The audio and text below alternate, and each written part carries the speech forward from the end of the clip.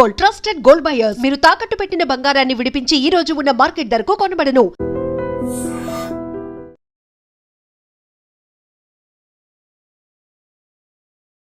Welcome to iDream media.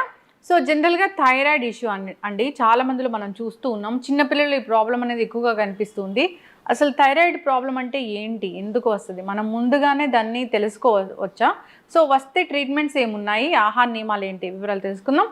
ఈరోజు మనతో పాటు ఉన్నారు ప్రముఖ internal medicine specialist doctor Rajesh Ukkala గారు. డాక్టర్ గారు నమస్తే అండి.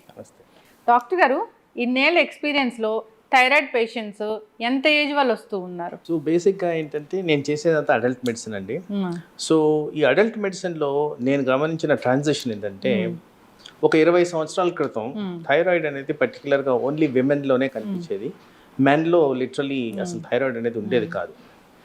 సో ఓవర్ ద ఇయర్స్ జరిగిన పరిణామాలు బేసిక్లీ ఏం జరిగింది అంటే ఈ మెటబాలిక్ డిజీజెస్ అనేవి పెరుగుతూ వచ్చాయి. సో లైఫ్ స్టైల్ డిజార్డర్స్లో థైరాయిడ్ ఒకటి ఇంపార్టెంట్ సబ్జెక్ట్గా మారిపోయింది. So thyroid literally means failure of the thyroid gland. ఏదైతే మెడ చుట్టూ ఇక్కడ ఉంటుందో థైరాయిడ్ గ్లాండ్ పనిచేయడం మానేసినప్పుడు ఆ హార్మోన్ ప్రొడక్షన్లో లోపాల వల్ల థైరాయిడ్ అనేది వస్తుంది. అయితే మేము చూసే థైరాయిడ్లో 90% థైరాయిడ్ అనగానే under active thyroid or hypothyroidism. అయితే ఒక 10% పీపుల్లో హైపర్ థైరాయిడిజం అంటే ఓవర్ యాక్టివ్ థైరాయిడ్ అనేది చూస్తూ ఉంటాం. ఇది కామనెస్ట్ ప్రజెంటేషన్స్. సో తరచుగా చూసేది ఏంటంటే ఎవరికైతే ఈ డయాబెటీస్ కానివ్వండి, హై కొలెస్ట్రాల్ కానివ్వండి, ఈ వీళ్ళలో highest rate of thyroid manifestations అనేవి జరుగుతాయి. సో ఇంటర్నల్గా చూసుకుంటే అనలిటికల్గా సైంటిఫిక్ డేటా మనం అనలైజ్ చేస్తే ఈ డయాబెటీస్కి థైరాయిడ్కి కనెక్షన్ ఉంది, హై కొలెస్ట్రాల్కి థైరాయిడ్కి కనెక్షన్ ఉంది, సమ్ కేసెస్లో బ్లడ్ ప్రెషర్కి కూడా కనెక్షన్ ఉంది. సో దాని కారణంగా మనకి ఈ థైరాయిడ్ డిజీజెస్ ఎక్కువగా కనబడడానికి మెయిన్ రీజన్ ప్రపంచవ్యాప్తంగా మనం పోల్చుకుంటే డయాబెటీస్ క్యాపిటల్గా మనం డిసైడ్ అయిపోయాము. ఆల్రెడీ డయాబెటీస్ క్యాపిటల్గా మనకి పేరుంది. సో డయాబెటీస్కి థైరాయిడ్కి కనెక్షన్ ఉంది కాబట్టి, మెటబాలిక్ డిసీజెస్ కనెక్షన్ ఉంది కాబట్టి, ఉపకాయానికి కనెక్షన్ ఉంది కాబట్టి ఇవన్నీ కూడా ఎక్కువగా ఈ మధ్య చూడటం జరుగుతుంది. లైఫ్ స్టైల్ డిజార్డర్ అంటే మెటబాలిజం లేదన్నా తేడా వస్తే థైరాయిడ్ ఇష్యూ అనేది వస్తుంది. అయితే పేరెంట్స్కి ఉంటే కూడా థైరాయిడ్ వస్తుందా? ఇది వరకు కొంత ఈ జెనెటిక్ డిజార్డర్ కింద అంటే ఆటో ఇమ్యూన్ డిజీజ్ అంటాం. ఈ ఆటో ఇమ్యూన్ డిజీజ్ ఒక కాంపనెంట్లో జెనెటిక్స్ కనెక్టెడ్ ఉంటుంది. సో దీంట్లోనే ఈ థైరాయిడ్ డిజార్డర్స్లోనే ఒక ఎంటిటీ హషిమోటోస్ డిజీజ్ అంటాం, ఇది auto immune disorder. Graves disease అంటాం, ఇది కూడా ఆటో ఇమ్యూన్ డిజార్డర్. సో ఇలాంటివి ఉన్నప్పుడు ఎస్ వంశపారంపర్యంగా రావడానికి ఇష్యూ ఉంది. బట్ ఇన్ జనరల్ ప్రాక్టీస్లో ఎక్కువగా చూసేది థైరాయిడ్ గ్లాండ్ ఫెయిల్యూర్, హైపోథైరాయిడిజంగా presentation most commonly associated with diabetes. అయితే డాక్టర్ గారు, థైరాయిడ్ ఉంది అని చెప్పడానికి ఎలాంటి లక్షణాలు కనిపిస్తాయి? సో జనరల్గా థైరాయిడ్ చాలా స్లో ప్రోగ్రెసివ్ డిజీజ్. సో ఇమ్మీడియట్గా కనుక్కోవడం కొద్దిగా డిఫికల్టీ. సో రిస్క్స్ ఏవైతే నేను ఎక్స్ప్లెయిన్ చేశానో వాళ్ళు కాన్స్టెంట్ స్క్రూటినీ అంటే ఇయర్లీ వన్స్ అన్న ఒకసారి చెక్ చేసుకోవడం అనేది ఇంపార్టెంట్. అదర్వైజ్ ప్రజెంటేషన్స్లో ఎక్కువ శాతంలో గొంతు కాస్త వాపు ఉంటుంది. కాస్త క్షుణ్ణంగా పరీక్షిస్తే కానీ తెలియదు, అది అంటే క్లినికల్ ప్రాక్టీస్లోనే వస్తుంది, అందరికీ అది ఏర్పడదు. ఆ వాపు కనిపిస్తుంటే ఎస్ సస్పిషన్ రావాలి. పర్టికులర్గా విమెన్లో సెన్సిటివ్ ఉంటుంది. Thyroid is a very important hormone విమెన్లో. సో వాళ్ళల్లో హెయిర్ ఫాల్, ఈ ఐబ్రోస్ చుట్టుపక్కల ఉన్న హెయిర్ ఊడిపోవడం, తర్వాత కోల్డ్ అనేది ఎక్కువగా ఫీల్ అవడం, అంటే మిగతా వాళ్ళు కంఫర్టబుల్గా ఉన్నప్పుడు వీళ్ళకి చలి పెట్టడం, తరచుగా డ్రై అయిపోవడం, హెయిర్ లాస్ బాడీ అంతా కనిపించడం, dryness of skin with scaling ఎక్కువగా కనపడడం, weight gain despite maintaining adequate amount of dietary restrictions, అలాగే స్లో హార్ట్ బీట్ ఫీల్ అవ్వడం, నీరసంగా అనిపించడం, కాళ్ళ వాపులు రావడం, అండ్ మెన్స్ట్రల్ సైకిల్స్లో డిఫరెన్స్ రావడం, యాక్టివిటీలో డిఫరెన్స్ రావడం, ఇలా చాలా విధాల థైరాయిడ్ వర్చువల్లీ ఆల్మోస్ట్ ఎవ్రీ అవయాన్ని ఎఫెక్ట్ అయినట్టు కనిపిస్తుంది. ఓకే, ఇప్పుడు ఇలాంటి లక్షణాలు కనిపిస్తేనే థైరాయిడ్ టెస్ట్ కోసం వెళ్ళాలా?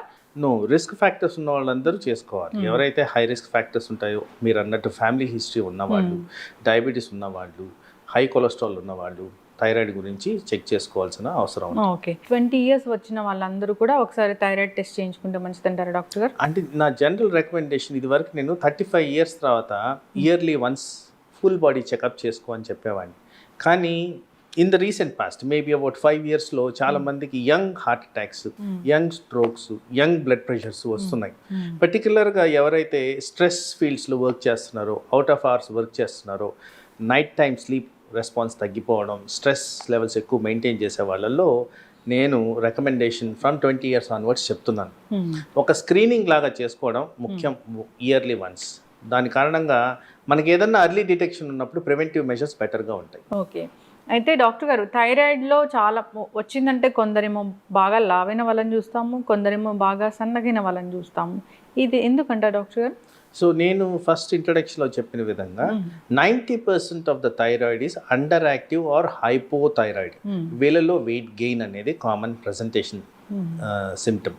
అలాగే ఎవరైతే హైపర్ యాక్టివ్ థైరాయిడ్ ఉంటారో వాళ్ళలో వెయిట్ లాస్ అనేది ఎక్కువగా కనిపిస్తుంది.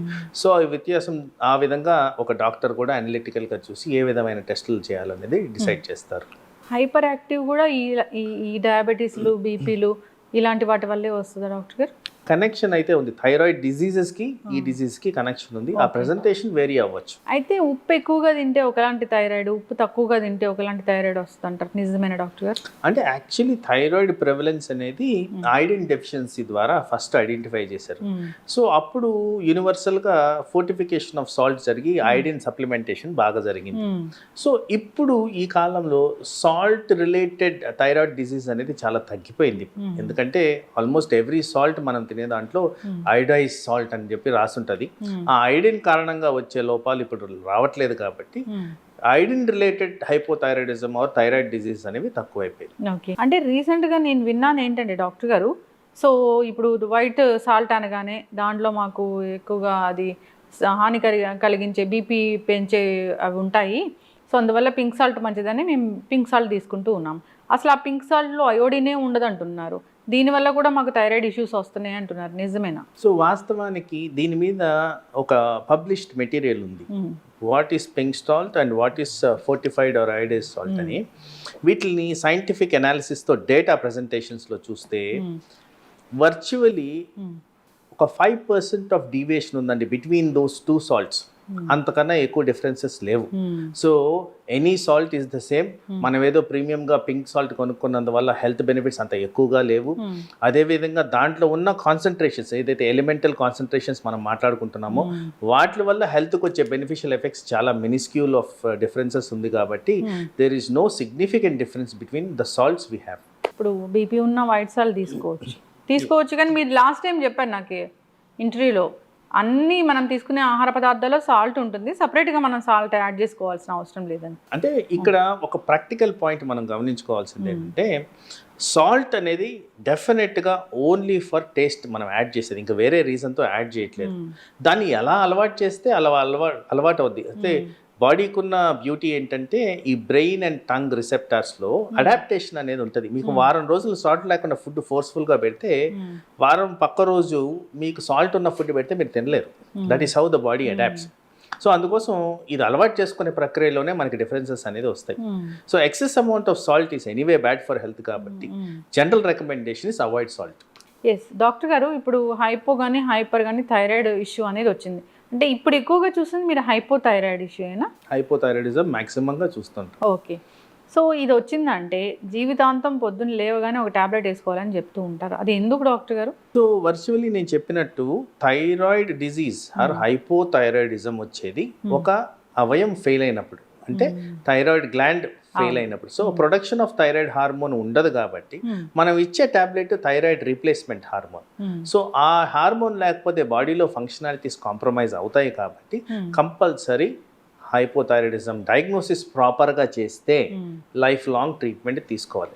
అయితే ఇక్కడ కొన్నిసార్లు ఫర్ ఎగ్జాంపుల్ జలుబు, దగ్గు ఆర్ ఈ ఫ్లూ జ్వరం వచ్చింది, ఆ టైంలో అబ్నార్మల్ థైరాయిడ్ రిపోర్ట్స్ వచ్చేదానికి ఆస్కారం ఉంది. అందుకోసమే దాన్ని ప్రాపర్గా అనలిటికల్గా చూసి అవసరమైతే ఒక 4 వారాలు 6 వారాలు వెయిట్ చేసి మళ్ళీ రిపీట్ చేసుకొని ప్రాపర్ అనాలిసిస్తో థైరాయిడ్ ట్రీట్మెంట్ అనేది స్టార్ట్ చేయాల్సిన అవసరం ఉంది. ర్యాండమ్గా స్టార్ట్ చేసి ఆప్ చేయడం అనేది చాలా దగ్గరలో జరుగుతూ ఉంటుంది, అది మంచిది కాదు.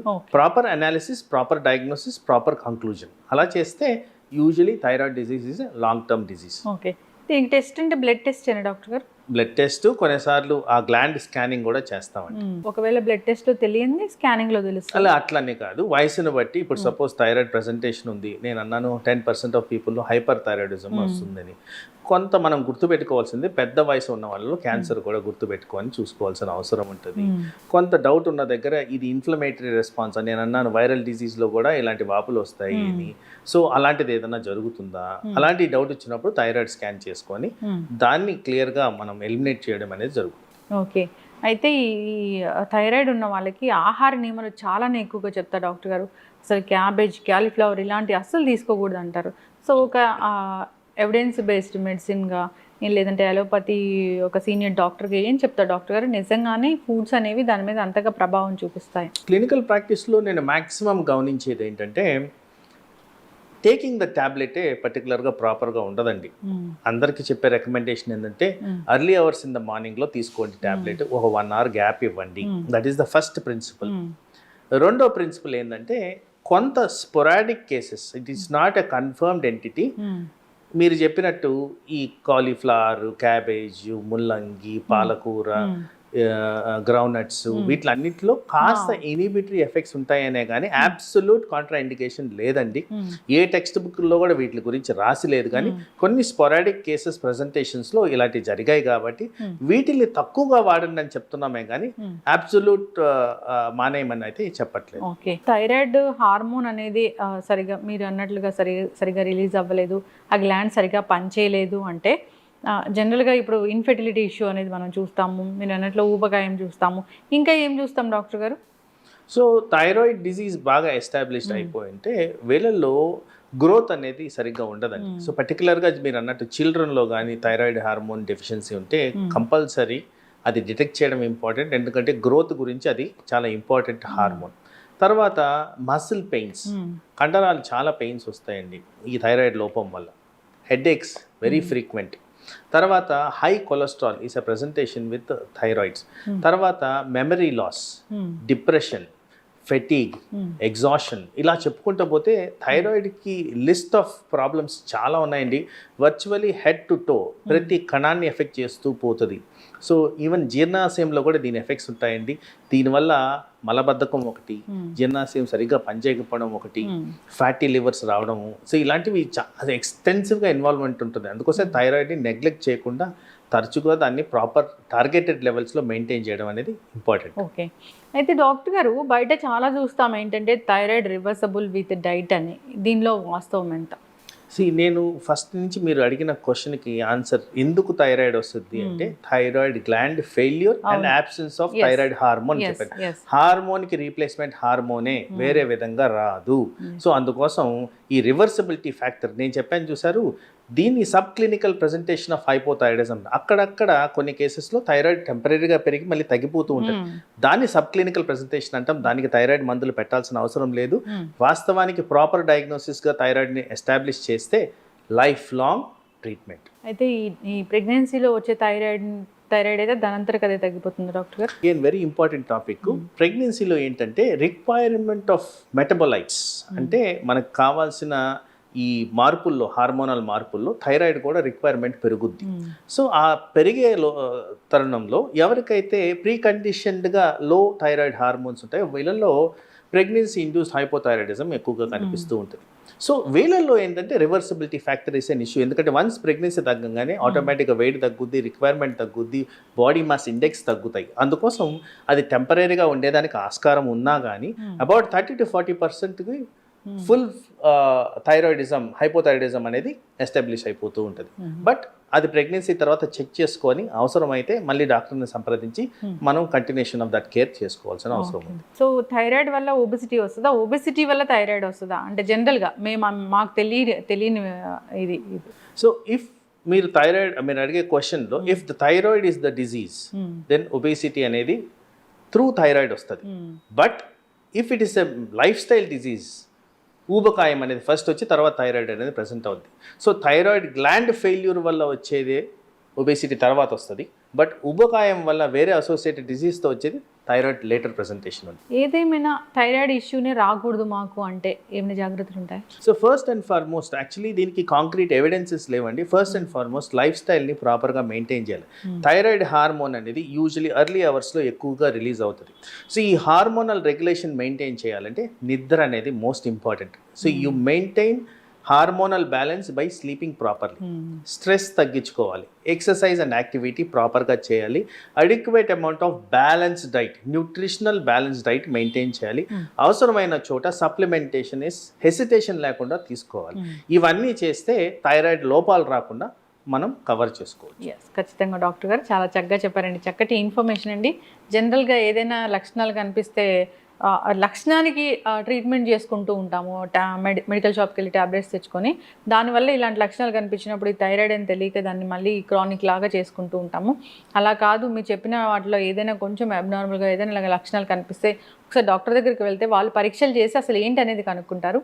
ఈ ట్రీట్మెంట్ అనేది చాలా చక్కగా ఉంటుంది. చక్కటి ఇన్ఫర్మేషన్ డాక్టర్ గారు, ధన్యవాదాలు. నమస్తే.